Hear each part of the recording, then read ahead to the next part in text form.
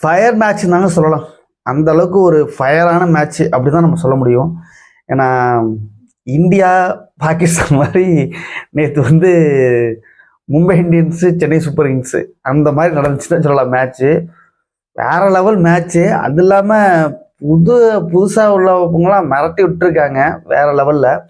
அதே மாதிரி சென்னையிலலாம் இப்போ அஸ்வின் வேற வந்திருக்காரு. அதில் வேற பயங்கரமான ஒரு என்டர்டைன்மெண்ட்டு ஃபுல்லாக சென்னை சேப்பாக்கமே வந்து கடல் மாதிரி இருந்துச்சு, எல்லோ கலரில்.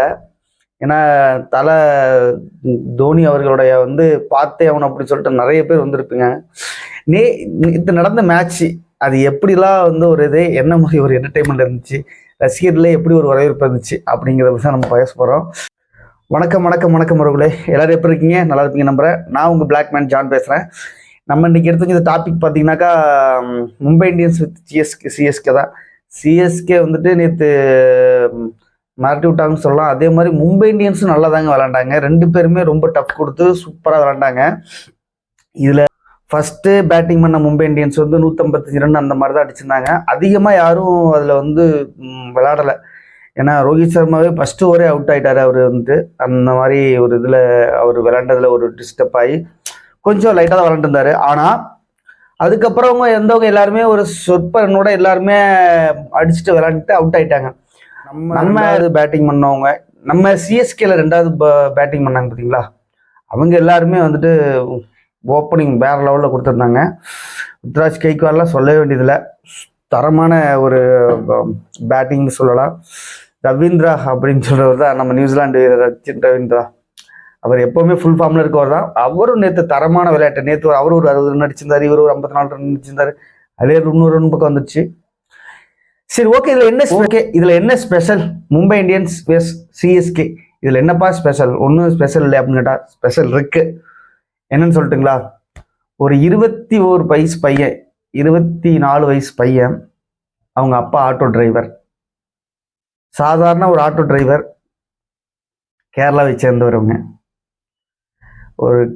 ஒரு இவ்வளோ பெரிய ஒரு பையன் வந்துட்டு இவ்வளோ ஒரு யங்ஸ்டர்ஸான ஒரு பையன், 2001 பிறந்த பையன் தான் அந்த பையன். 24 வயசு ஆகுது.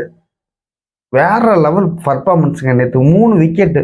தீபக் கோடா, அப்புறம் வந்துட்டு தூபே, அப்புறம் வந்துட்டு ருத்ராஜ் கெய்க்வாட், இவங்க எல்லாருமே அடித்து தூக்கி தும்சம் பண்ணிட்டாப்புல எல்லாரையும் விக்கெட் எடுத்து. அந்த அளவுக்கு தரமான பவுலிங். அவரை பற்றி பேசணும் தான் முக்கியமான அந்த வீடியோவே பண்ணேன். ஏன்னா யங்ஸ்டர்ஸ் எப்போவுமே ஒரு நல்ல ஒரு பூஸ்ட் ஆகி அவங்கள வந்து நம்ம மோட்டிவேட் பண்ணுறங்கிறது தான் நம்ம எல்லாருக்குமே பிடிக்கும். அதே மாதிரி தான் நேற்று தலை தோனியும் வந்து அவ்வளோ ஒரு சூப்பராக அந்த பையனை வந்து அதுதான் ஃபுல்லாக ட்ரெண்டிங் ஆகிட்டே இருக்குது.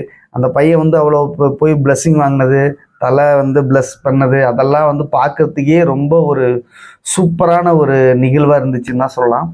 அந்த பையனோட ஸ்டேட்டஸே அப்படி தான் வச்சுருந்தாப்புன்னு நினைக்கிறேன். விக்னேஷ் அப்படிங்கிற ஒரு பையன், விக்னேஷ் புத்தூர் அந்த பையன் பேர், விக்னேஷ் புத்தூர் அந்த பையன் பேர், கேரளா சேர்ந்தவர். அவர் மென்மேலும் வளரணும், நல்ல விக்கெட் எடுக்கணும், இந்தியாவுக்காக கண்டிப்பாக அவர் வந்து விளையாடுவார். நல்ல திறமையான ஒரு பையனாக இருக்காப்புல. கண்டிப்பாக அவரை வந்துட்டு நிறைய சான்ஸ் கொடுத்து அவரை யூஸ் பண்ணணும். சூரியகுமார் யாதவ் வந்து கேப்டன் அதில் வந்து இருக்கார் மும்பை இந்தியன்ஸில்.